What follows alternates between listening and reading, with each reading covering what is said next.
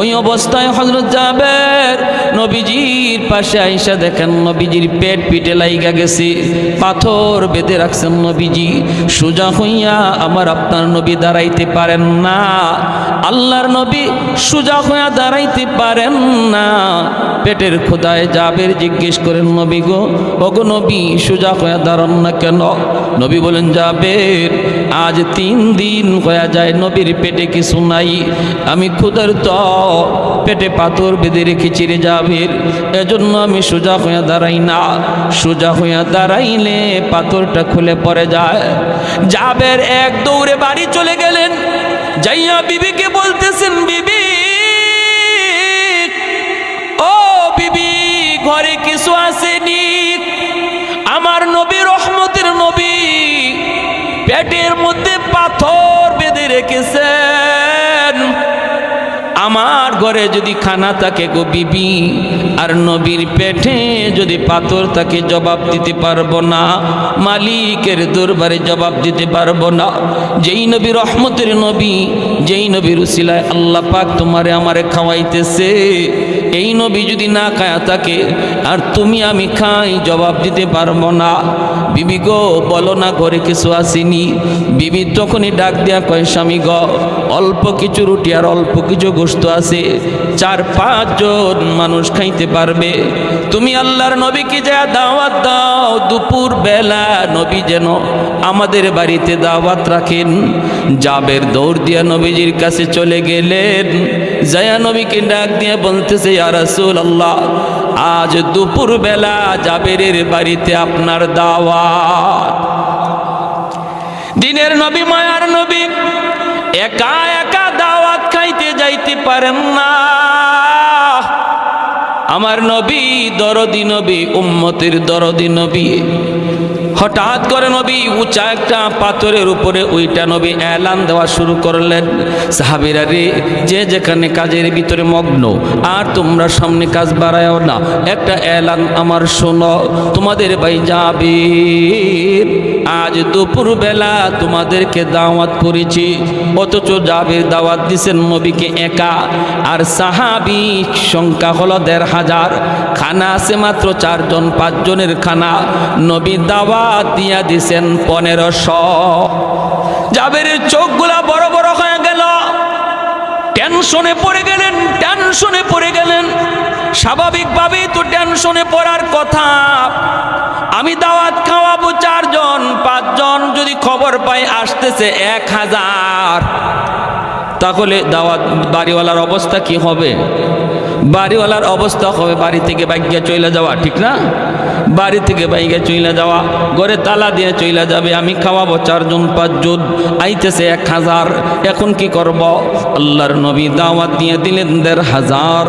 জাবেরের চোখগুলা বড় বড় হয়ে গেল, দৌড়ে তিনি বাড়িতে চলে আসলেন।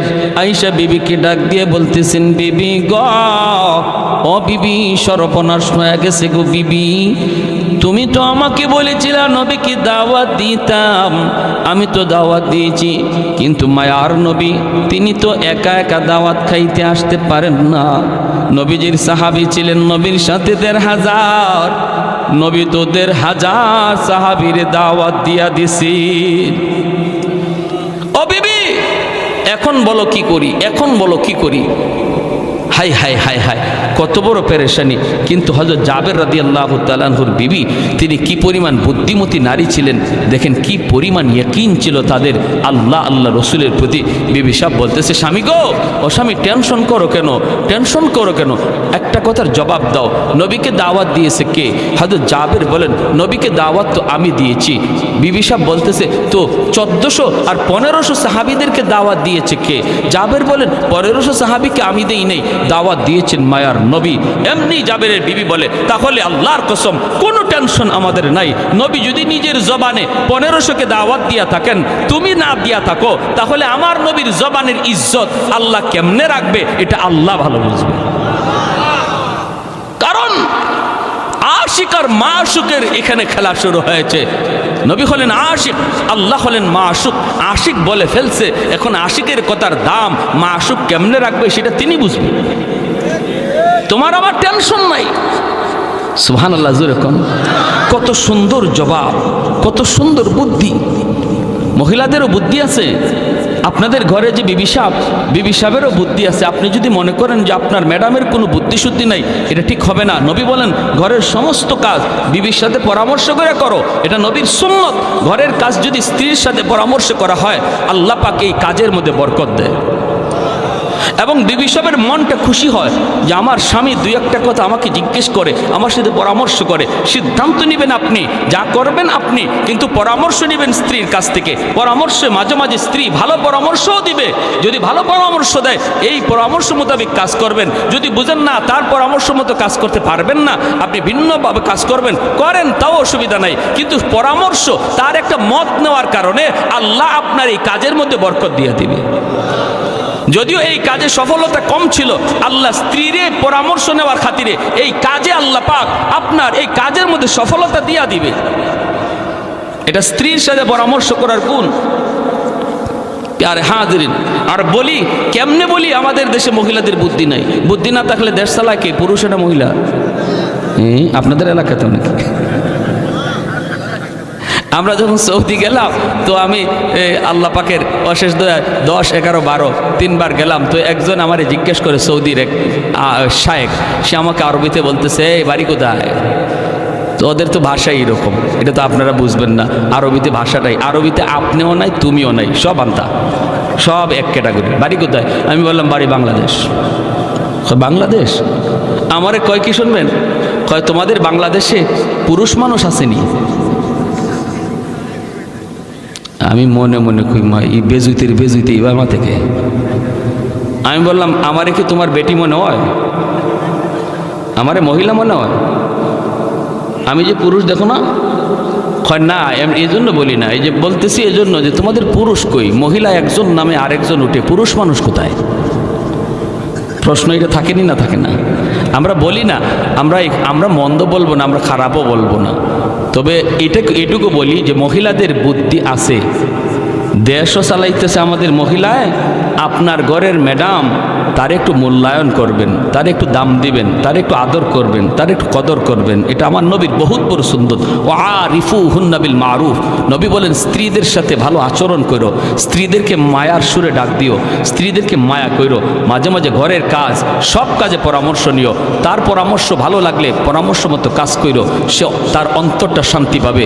দোয়া করবে, আল্লাহ আমার আব্বা আম্মা আমার একটা ভালো জায়গায় বিয়ে দিছে, আমার স্বামী আমাকে মায়া করে, ঘরের কাজকর্ম আমার সাথে পরামর্শ করে। আর যদি আপনি ঘরের কাজ সব একা একা করেন, স্ত্রীকে কিছুই না বলেন, সে কষ্ট পায়। হায় রে, আমারে কোথায় আব্বা আম্মা বিয়ে দিল, আমার ডিউটি শুধু পাকঘরে, বড় করে উঠতেই দেয় না, আমারে ঘরের সদস্যই মনে করে না, আমারে ঘরের সদস্যই মনে করে না। আপনি স্বামীর কোনো আচরণে স্ত্রী যদি কষ্ট পায় আর এক ফোঁটা চোখের পানি তার মাটিতে পড়ে, এটা আল্লাহর আদালতের ফাইলে জমা হয় এবং এই মামলা বড় জটিল মামলা। হাসরের মাঠে বহু স্বামী স্ত্রীর মামলায় আল্লাহর আদালতে ধরা খেয়ে যাবে। স্ত্রীর চোখের পানির ফুটার মামলা। স্ত্রী যদি বলে, আল্লাহ আমি দুর্বল ছিলাম, ঘরে আমার পক্ষে কেউ ছিল না, আল্লাহ আমার উপরে জুলুম হতো, আমার উপরে নির্যাতন হতো, মানসিক টর্চার, শারীরিক টর্চার আমার উপরে হতো, এই মামলা যেই স্বামীর উপরে থাকবে সে আল্লাহর আদালতে মাপ পাবে না। এজন্য আল্লাহর দোহাই, হযরত জাবের রাদিয়াল্লাহু তাআলা আনহু, ওনার স্ত্রী কেমন বুদ্ধিমতী নারী, তিনি বলেন টেনশন নাই, যাও আল্লাহর নবীকে নিয়ে আসো। যেরকম সুবহানাল্লাহ। হযরত জাবের আল্লাহর নবীর কাছে চলে আসলেন, এসে ডাক দিয়া বলেন, ইয়া রাসূলুল্লাহ, ওগো নবীজি আপনার সাহাবীরা কোথায় গো নবী, চলুন। আল্লাহর নবী সাহাবীদেরকে নিয়ে চলতে শুরু করলেন। জাবের নবীজির পাশে আসেন না, একটু দূরে দূরে থাকতেছেন। টেনশন হবেই তো টেনশন, কারণ টেনশন করার বিষয়। যদিও তার স্ত্রী তাকে সান্ত্বনা দিয়েছেন, কিন্তু সামনের সময়টা কেমন হয় রে, কেমন হয়। দাওয়াত খাওয়াইতে বসাইলে পর খানা থাকবে কি না, নবী খানা পাবে কি পাবে না, আমি নবীকে আগে খাওয়াবো নাকি পরে খাওয়াবো, আমি যদিও আগে খাওয়াইতে চাই আমার নবী আগে খাবে কি খাবে না। যদি সাহাবীরা আগে খায়, নবী তো খানা পাবে না। জাবেরের বহুত বড় টেনশন মাথার মধ্যে কাজ করতেছি। ওই অবস্থায় নবী তাকে তাকায় দেখেন জাবের টেনশনে তার চেহারাটা একদম বিমর্ষ হয়ে গেছে। নবী ডাক দিয়া বলেন, জাবের আমি নবীর কাছে আসো। নবী ডাক দিয়া কাছে আনলেন, আইনেই নবী কানে কানে ডাক দিয়া বলেন, জাবের রে টেনশন করো না, আমার আল্লাহ জানায় দিছে আজ তোমাদের অল্প খানার ভিতরে আল্লাহ বহু রকমের বরকত দিয়া দিবে। এ যাবে আমি নবী নিজের থেকে কিছু বলি না রে, আমি তো আমার আল্লাহর কাছ থেকে ইশারা পায়া বলছি। যদিও তোমাদের খানা কম, কিন্তু এই কম খানার ভিতরে আল্লাহ পাক অনেক অনেক বেশি বরকত দিয়া দিবে, টেনশন করো না। জাবেরের মনটা খুশি হয়ে গেল। আল্লাহ নবীকে নিয়ে জাবের নাতনিদের বাড়িতে হাজির হয়ে গেলেন। মায়ার নবী তখন ডাক দিয়া বলেন, জাবের কই তোমার রুটির পাতিল, গোশতের পাতিল, আমি নবীর কাছে আনো। জাবের যখন গোশতের পাতিল রুটির পাতিল নবীর কাছে আনলেন, নবীজি তখন গোশতের পাতিলের ডাকনা সরাইয়া রুটির পাতিলের ডাকনা সরাইয়া মুখের একটু পবিত্র লব লাগাইয়া দিলেন, আর ডাকনাটা নবী নিজের হাতেই লাগাইয়া দিলেন। এরপরে নবী ডাক দিয়া বলেন, জাবের ও জাবের শুধু রুটি নিবা আর নিবা, গোশত শুধু নিবা আর নিবা, কখনো ডাকনা উঠায়া তুমি দেখবা না কি পরিমাণ রুটি আর গোশত এখনো বাকি আছে। একবারও তুমি ডাকনা উঠাইবা না, উঠাইবা না রে জাবের, শুধু তুমি নিবা দেখবা না। এই বইলা জাবের যেই মাত্র নবীকে বললেন, নবী গো আমার আব্বা আম্মা আপনার উপরে কুরবান, আপনি একটু বসেন গো নবী, আপনি প্রথম চান্সে বসে যান, কারণ আমি আপনাকে দাওয়াত খাওয়ানোর জন্য আয়োজন করেছি। ওগো নবীজি আপনি আগে বসুন। কিন্তু মায়ার নবী বলে, জাবের আমাকে নিয়ে তুমি টেনশন করো না, আজ আমি তোমার বাড়ির মেহমান নই, তোমার বাড়ির মেহমান হলো আমার ১৫০০ সাহাবী। আমি হলাম আজকে মেজবান, আমি হলাম তোমার মতো বাড়িওয়ালা। আমি খানা খাওয়াবো আর আমার সাহাবীরা খানা খাবে, সবাই খাওয়ার পর যা থাকবে তুমি আর আমি খাবো। এতে করে জাবের টেনশন কমলো না আরো বাড়লো, কমলো না বাড়লো আর বাড়লো। হায়রে নবী কি বলে, মাত্র 4 জনের খানা, খানা খাইবে ১৫০০ সাহাবীরা খানা খাওয়ার পরে যা থাকবে, এরপরে নবী নাকি খানা খাবে। হায় খানা থাকবে কি থাকবে না টেনশন। এই অবস্থায় নবীজি বলেন, যাবে আমার 500 সাহাবীরে তুমি বসায় দাও। 500 সাহাবীরে বসায় দেওয়া হলো। আল্লাহর নবী তিনি মাসকাট দিয়ে হাঁটেন, আর নবী বলেন, জাবের এই জায়গায় আরো রুটি দাও, এখানে আরো গোশত দাও, এখানে আরো গোশত দাও, আরো রুটি দাও। এইভাবে নবীজি একজন একজন করে দেখেন, আর জাবেরকে বলেন দেওয়ার জন্য। জাবের তিনি দিতেছেন আর নবী দেখতেছেন। এ ভাইরা দেখতে দেখতে দেখতে দেখতে 1500 সাহাবীর খানা শেষ হয়ে গেল। 1500 সাহাবীর 3 বারে 500 কইরা বসানো হলো। একবারও আমার নবী বসেন নাই। জোরে কোন সুবহানাল্লাহ। নবী প্রতিবার ডাক দিয়া বলেন, জাবের সব শেষে আমি খানা খাবো, যা থাকবে তুমি আর আমি খাবো, তুমি আর আমি খাবো, তুমি ডাকনা উঠায়ও না, শুধু খানা নিতে থাকবা, খানা নিতে থাকবা, নিতে থাকবা। ভাইয়েরা বন্ধুরা, 1500 সাহাবী খানা খাওয়ার পর জাবের টেনশনে পড়ে গেলেন। হায়রে এখন তো আমি আর নবী বাকি, জানি না পাতিলের মধ্যে গোশত আসেনি না নাই। যদি পাতিলের মধ্যে গোশত না থাকে, আমার নবীর জন্য আমার যে কোনো মূল্যে খানা পাকাইতে হবে। হায়রে জানি না আসেনি না নাই। জাবের মনের মধ্যে আর তিনি ধৈর্য ধরতে পারলেন না, দৌড় দিলেন পাতিলের দিকে দেখার জন্য। গোশতের পাতিলের দিকে দৌড়। নবীজি টের পাইলেন জাবের দৌড়াইতেছে পাতিলে গোশত আসেনি না নাই দেখার জন্য। নবী ডাক দিয়া কই, জাবের খবরদার ঢাকনা উঠাইও না। কিন্তু জাবের আর বাধা মানলেন না, তিনি যাইয়া ঢাকনাটা উঠায় ফেললেন। ঢাকনা উঠা জাবের দেখেন শুরুতে যেই পরিমাণ গোশত ছিল ওই পরিমাণ গোশত এখনো আছে, এক জাররা পরিমাণ কমে না। গোশত কমে নাই, রুটিও কমে নাই। আল্লাহ নবী ডাক দিয়ে বলতেছে, জাবের তুমি কি ভুল করছো রে? তুমি যদি ঢাকনা না উঠাইতা, তোমাদের অল্প খানার ভিতরে আল্লাহ এমন বরকত আল্লাহ দিছিল, মদিনার সমস্ত মানুষে যদি আজ তোমার বাড়িতে দাওয়াত করে খাওয়ানো হইতো, তবুও তোমার খানার বরকত কমতো না। কিসের আর ১,৫০০ আর ২,০০০, হাজার হাজার মানুষও যদি আজ খাইতো, বরকত কমতো না। এজন্য বলি, বরকত এটা সংজ্ঞা দেয়া বুঝাইবার বিষয় না, এটা ধৈর্য দেখাইবার বিষয় না, এটা বুঝতে হয়। আমার ঘরের ভিতরে বরকত আসবে। এক লোক ৫০,০০০ টাকা মাসে কামাই করে, এরপরে ঘরে বরকত নাই, মাস শেষে দেখা যায় ঋণ থাকে। আরেকজন ইমাম সাহেব, মসজিদের মুয়াজ্জিন সাহেব, মাদ্রাসার উস্তাদ, ৫,০০০ টাকা বেতন, এরপরও আলহামদুলিল্লাহ মাস শেষে কোনো ঋণ নাই। আসেনি না নাই? জোরে কোন আসেনি না নাই? সমাজের ভিতরে যে মানুষটা হালাল তরিকায় ব্যবসা করবে, ব্যবসার মধ্যে ভেজাল করবে না, আজান হলে মসজিদে যাবে, এরপরে মা বাবার সাথে ভালো আচরণ করবে, আলেম উলামাকে শ্রদ্ধা করবে, আর ওজনে সঠিক ওজন দিবে, সুদের ধারে কাছে যাবে না, সুদখোরের সাথে কোনো সম্পর্কও রাখবে না, এই লোকটা মাস শেষে দেখা যাইতে পারে তার লাভ কম হয়েছে, কিন্তু আল্লাহ পাক এই অল্প লাভের মধ্যে এমন বরকত দিবে, যে বরকত লক্ষ টাকা লাভ কইরাও কেউ পাবে না। বুঝে আসছে ভাই? আহা, সমাজে এমন বহু চিত্র আছে, আমরা দেখি লাখ টাকার উপরে মাসে বেতন পায়, ফ্যাক্টরির মালিক করে, চাকরি করে, কিন্তু মাস শেষে দেখা যায় মুদির দোকানে ১০,০০০ ঋণ পড়ে রয়েছে, মাছের দোকানে ৫,০০০ ঋণ, এমনকি সেলুনওয়ালাও তার কাছে টাকা পায়। আসেনি না নাই? মা চুলটা কাটতে চুলের টাকাটা দেয় না সেলুনওয়ালারে, মাস শেষে বেতন পায় ১ লাখ। চারদিকে মানুষে খালি কয় টাকা পায়। আরেকজন মানুষ সামান্য একটা ব্যবসা করে, একটা মুদির দোকান, সামান্য একটা টং, সামান্য একটা পানের দোকানদারি করে, কিন্তু আল্লাহর বান্দা আল্লাহরে ভয় করে ব্যবসা করে, আল্লাহরে ডরায় ব্যবসা করে, আল্লাহর ভয় অন্তরে রেখে ব্যবসা করে, দেখা যায় তার কাছে কেউ কোনো টাকাও পায় না, ঋণের জন্য তার বাড়িতে লোকও আসে। আসেনি না নাই? হ্যাঁ ভাইয়েরা আমার, এজন্য ব্যবসায়ী ভাইরা, এত সুন্দর উদ্যোগ আপনারা নিছেন, আল্লাহর দোহাই। ব্যবসা বহুত বড় নবীর সুন্নত, বহুত বড় সুন্নত।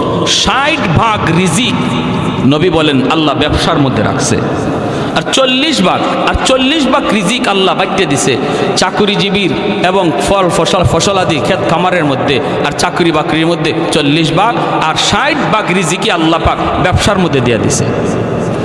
কোন ব্যবসায়? যে ব্যবসায়ী সততার সাথে ব্যবসা করবে, সত্য কথা বলবে, মাপে কম দিবে না, আজান হলে আজানের গুরুত্ব বুঝবে, মা বাবাকে ভালো আচরণ করবে, বাপ মার সাথে ভালো আচরণ করবে। হযরত মূসা আলাইহিস সালামের জামানার একটা ছোট্ট ঘটনা বলে শেষ দিচ্ছি। অসুবিধা হইতেছে আপনাদের? কি ভাই পিছনে ভাইরা অসুবিধা হইতেছে? ও ভাবি, ও মা, কি রে কি হয়েছে? কই ভাইয়া মইরা গেছে। কেমনে? কয় জানি না, বটগাছের তলে যাওয়া মাত্রই দেখা যায় ভাইয়া মাটিতে পড়ে গেছি। ও আব্বা গো কয়ে ছোট ভাই কাঁদতেছে, বড় ভাই মরে গেছে। ভাবি আইসা স্বামীর লাশের পাশে আইসা ভাবি কাঁদতেছে, এইভাবে তার বাতি যাওয়ায় কাঁদতেছে। সবাই তো কান্দে, বাবাও কান্দে, মায়ও কান্দে। ওই অবস্থায় সে বলতেছে, আব্বা একটু সময় আমাকে দিবানি? কেন? কয় আমি একটু হুজুরের কাছে যাব, মুফতি সাহেবের কাছে, জিন হুজুরের কাছে যাব, যাইয়া হুজুরের কাছে একটু পানি ভরা নিয়ে আসব। আমার মনে হয় ভাইয়ার দম আটকে আছে, এটা মনে হয় কোনো জিন্নাতের কারসাজি, কারণ বট গাছের তলে ঘটনাটা ঘটছে। আমি একটু পানি ভরা নিয়ে আসি, একটা ফু নিয়ে আসি। বাবাই কইতা, বাবা তাড়াতাড়ি যা। ছোট ভাই দৌড় দিছে মাদ্রাসায়। কি আর মাদ্রাসায়, হে তো নিজেই বড় হুজুর। ঘটনা তো হেই ঘটাইছে। কিছু দূর যাইয়াই ফেরত আইছে, আব্বা ফু পায়া গেছি। মুফতি সাহেব হুজুরে এমন এক ফু আমাকে শিখাইয়া দিছে, এমন এক তাবিজ শিখাইয়া দিছে, এমন এক সূরা শিখাইয়া দিছে, আমি খালি বাইয়ারে ফু দিমু আর সাথে সাথে বাইয়া জিতা হয়ে যাব। ফু দেওয়া মাত্রই বাইয়া জিন্দা হয়ে যাবে, জিন্দা। কোনো টেনশন নাই, মুফতি সাহেব কয়ে দিছে। বাবা কইতে তাড়াতাড়ি ফু দে। ছোট ভাই কয় আব্বা ফু দিমু, তবে ফু দেওয়ার আগে একটা শর্ত কয়া দিছে হুজুরে। কয় কি শর্ত? কয় হুজুর বলছে এই ফুটা ভাইয়ারে দেওয়া মাত্রই ভাইয়া জিন্দা হয়ে দাঁড়ায় যাবে, কিন্তু ভাইয়ার গায়ে ফু দেওয়ার আগে একজন জীবিত মানুষের গায়ে ফু দেওয়া লাগবে। আর জীবিত মানুষটা ফু খাইয়া জীবিত থাকতে পারে, মারাও যাইতে পারে। এরপরে যদি ভাইয়ারে ফু দেই ভাইয়া 100% জিন্দা হবে, বিন্দু পরিমাণ সন্দেহ নাই। ও আব্বা, আমার ভাইয়া এত কষ্ট করে সংসার চালাইল, রক্ত পানি কইরা হালাল হারাম না বুঝা কত কিছু কইরা তোমাদেরকে খাওয়াইতেছে পালতেছে ভাইয়ারে জিন্দা করার জন্য। বাবা গ, তোমার শরীরে ফুটা আমি দিমুনি, তোমার গায়ে আমি ফুটা দিমুনি। তুমি ফু খাইয়া বাঁচতেও পারো, জীবিতও থাকতে পারো, তবে জীবিত থাকাটার সম্ভাবনাই বেশি, মারা যাওয়ার সম্ভাবনা খুব কম। ভাইয়ারে বাঁচাইতে আব্বা তোমার গায়ে ফুটা আমি দিমুনি। এমনি বাপে কয় রাখ, এর বউরে ডাক দে। বুঝছেন অবস্থা? কি কয়? কয় রাখ।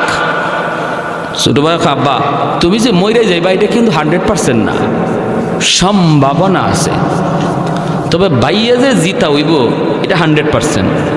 আব্বা ভাইয়ার লাগে কি তুমি এই রিক্সটা লইবা না? কয় রাখ রাখ, এর বউরে ডাক দে। আমি রিক্সে যেতে রাজি না। বাপে কি কয়? আমি রিক্সে যেতে রাজি না, বউরে ডাক দে। হে কানে কানে ভাই মরা না জিতা? জোরে কোন না, মরা না জিতা? বাপে যে কইছে আমি রিক্স লইতে রাজি না, এই কথা ভাইয়া শুনছেনি? হ্যাঁ, কানে কানে গিয়া কয় ভাইয়া শূন্য, খালি শুন ভাই তুমি। আর হেও আস্তে আস্তে কয় তুই দেখিস ফাঁকে দেনি কেউ আবার গরম পানি ডালে। কয় না না, এই চিন্তা করো না তুমি, আমি আছি। হয়তো খেয়াল রাখে, আমি সব শুনতেছি। বাবি ডাক দিছে, ও বাবি ভাইয়া ভালো হইব। মুফতি সাহেব হুজুর একটা ফু শিখায় দিছে, যদি ফুটা দেই ভাইয়া সরাসরি ভালো হয়ে যাবে, জিতা হয়ে যাবে, আর মরা থাকবে না। কিন্তু বাবি গ, একটা শর্ত আছে গো বাবি, এই ফুটা কিন্তু একজন জীবিত মানুষের গায়ে দেওয়া লাগে। জীবিত মানুষ ফুটা খাইয়া মরতেও পারে, জীবিতও থাকতে পারে, তবে মরবার সম্ভাবনা কম, জীবিত থাকার সম্ভাবনাই বেশি। আব্বারে বলছিলাম ভাইয়ারে জীবিত করার জন্য ফুটা গায়ে দিমুনি, বাবা রাজি হয় নাই, তোমাকে ডাক দিতে বলছে। ও বাবি কত আদর করলো আমার ভাইয়ে গো, ঈদে ঈদে তোমার শাড়ি কিনা দিল, যখন যা চাইছো তোমার তা কিনা দেয়, কত স্বর্ণ কত অলংকার কত কিছু করলো, যা আবদার রাখছো সব ভাইয়া তোমার কিনা দিছে গো বাবি। এই ভাইয়ার জন্য তুমি কি একটু রিক্স লইবানি? তোমার গায়ে আমি একটা ফু দিমুনি, তুমি যে মরবা এটা শিওর না, জীবিত থাকাটার সম্ভাবনাই বেশি। যেই মাত্র ভাবিনি কইছে ভাবি তোমার গায়ে ফু দিমুনি, এমনি ভাবি কয় রাখ, যেখানে আসো সেখানেই থাক, যে মরছে হে ওই মরুক। বুঝছেন অবস্থা? আর মরা বেটায় মনে মনে কয় খারা আমি জিতা হইয়া লই, আমি জিতা হইয়া লই, মরা বেটা ওই মরুক, বুঝাইমো। খানে খানে গিয়া কয় ভাইয়া শুনছনি? কয় শুনছি সব। বাতিজা মেট্রিক পরীক্ষার সময় মোটর সাইকেল চাইছো, ভাইয়া মোটর সাইকেল কিনা দিছে, আইএ পাস করলে তোমাকে প্রাইভেট কার কিনা দিবে, শর্ত লাগাইছে। কত কিছু তোমারে দিছে, মোবাইল চাইছো মোবাইল, টাচ মোবাইল চাইছো টাচ মোবাইল, মোটর সাইকেল চাইছো মোটর সাইকেল, কত কিছু তোমার আব্বাই তোমারে দিছে রে বাতিজা।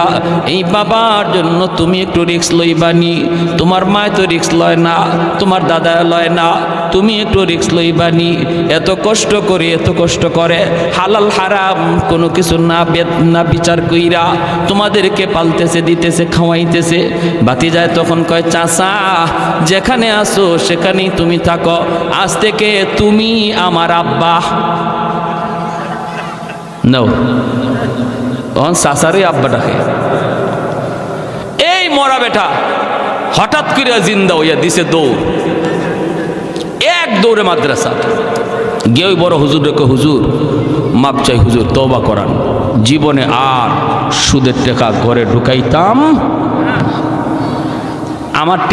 আমার বুঝ হয়ে গেছে কার জন্য আমি কি করতেছি। এজন্য আল্লাহ পাক রব্বুল আলামিন কয়, বান্দা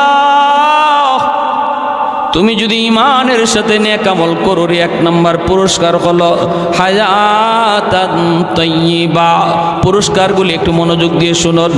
এক নম্বর পুরস্কার হলো আল্লাহ পাক বলেন, দুনিয়ার হায়াতের জীবনে আমি আল্লাহ তোমাকে পবিত্র জীবন দান করব, উত্তম রিজিকের ব্যবস্থা করে দিব, তোমার রিজিকের ভিতরে আমি বরকত দিয়ে দিব। সুদের কাছে যাইবা না, মিথ্যা কথা বইলা ব্যবসা করবা না, কম রুজি হবে, ইনকাম তোমার কম হবে, লাভ তোমার কম হবে, কিন্তু আমি আল্লাহ তোমাকে বরকতের জীবন দান করব। কাকরাইল মসজিদের ভিতর ইটালি থেকে জামাত, ওই ইটালির জামাতের মধ্যে এক যুবক মাত্র কালেমা পড়ে মুসলমান হয়েছে। ওই খ্রিস্টান যুবক ছেলেটা একদিন কাকরাইল মসজিদে বয়ান করে আর চোখের পানি জোরে জোরে যুবক কান্দে। যুবক ডাক দিয়ে বলতেছে, ওরে দুনিয়ার মুসলমান, আমি আজ ইসলাম ধর্মের দাওয়াত পেয়েছি, বিদায় মুসলমান হয়েছি, কিন্তু আমার আব্বা ইসলাম ধর্মের দাওয়াত পায় নাই, আমার আম্মা ইসলাম ধর্মের দাওয়াত পায় নাই, বিধায় তারা মুসলমান হতে পারে নাই। আমিও কেমনে মুসলমান হয়েছি? আমি একদিন রাস্তা দিয়ে যাইতেছিলাম, আমি তো দুনিয়ার একটু সুখ শান্তির জন্য, একটু শান্তির জন্য, একটু আরামের জন্য, মনের মধ্যে একটু প্রশান্তির জন্য, অপরাধ জগতের এমন কোনো অপরাধ নাই যেই অপরাধ আমি করি নাই, এমন কোনো গুনাহ নাই যেই গুনাহ আমি করি না। বলুন তো, গুনাহ করলে পড়ে অন্তরে শান্তি বাড়ে না অশান্তি বাড়ে?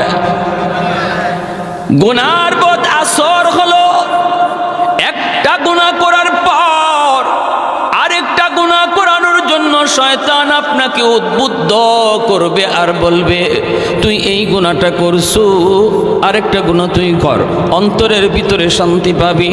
একটা গুনাহ করার পর আরেকটা গুনাহ শয়তান তারে করায় অন্তরে শান্তি মিলার জন্য, কিন্তু না, দ্বিতীয় গুনাহটা করার পর তার অশান্তি আগের চেয়ে ডাবল হয়ে যায়, আরেকটা গুনাহ করার পর আবার ডাবল হয়ে যায়। যতবার শান্তি পাওয়ার আশায়, অন্তরে শান্তি পাওয়ার আশায় গুনার কাজ করে বেড়ায়, ততবারই অশান্তি তার ডাবলের ডাবল বেড়ে যায়। যুবক ডাক দিয়ে বলতেছে, মুসলমান, ও আমার মুসলমান ভাইরা রে, আমি মাত্র মুসলমান হয়েছি, আমি কেমনে মুসলমান হলাম?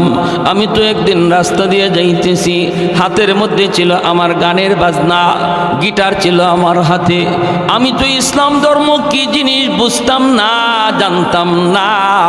ইটালিতে মুসলমানের একটা জামাত গেছে, দাওয়াত তবলিগের সাথীরা তারা মসজিদে অবস্থান করেছে, বিকালবেলা বের হয়েছে গাছের জন্য। আমি তাদের পাশ দিয়ে যাইতেছিলাম, তখনই আমির সাহেব আমাকে ডাক দিলেন, এ যুবক বইলে তিনি আমাকে ডাক দিলেন। আমি অল্প সময়ের জন্য একটু থামলাম, আমাকে তিনি দাঁড়ানো অবস্থায় কয়েকটা কথা শুধু বললেন, আমরা কোথায় ছিলাম, কোথায় আসলাম, আবার কোথায় যাব, মাঝখানে আমাদের ডিউটি কি? তিনটা কথার ভিতরে আমি টের পাইলাম এতদিন যাবত আমি যেই শান্তির নেশায় ঘুরতেছি রে, এই শান্তির আভাস আমি তিন কথায় পেয়ে গেলাম। আমি ডাক দিয়া বললাম, হুজুর আমাকে আরো কিছু কথা আপনি শোনান। হুজুর আমাকে বললেন, বাবা যুবক, একটু মসজিদের ভিতরে তুমি আইবানি রে। আমি কথাটা শোনা মাত্রই মসজিদের ভিতরে যায় ঢুকলাম। বয়ান করতেছেন, বয়ান শুনতেছি। এক পর্যায়ে আমার জীবনের সমস্ত ভুলগুলি আমার চোখে ধরা পড়ল, অন্যায়গুলি ধরা পড়ল, অপরাধগুলি সব চোখের সামনে ভাসতে লাগলো। আমি যত গুনাহ করেছি ওই গুনাহগুলি আমার চোখের